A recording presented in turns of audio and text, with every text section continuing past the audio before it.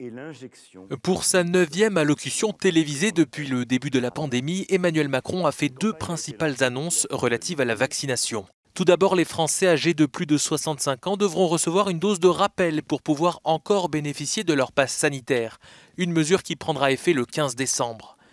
Le président français n'a pas précisé si les personnes plus jeunes atteintes de comorbidité étaient concernées.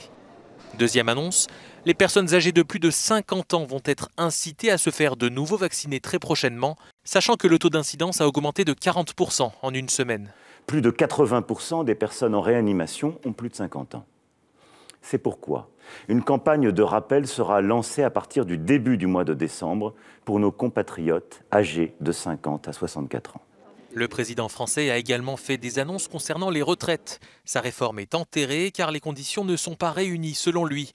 Pas de réforme avant 2022, donc peut-être une manière de signifier qu'il s'attellera à la tâche en cas de réélection, même s'il ne s'est pas encore déclaré candidat.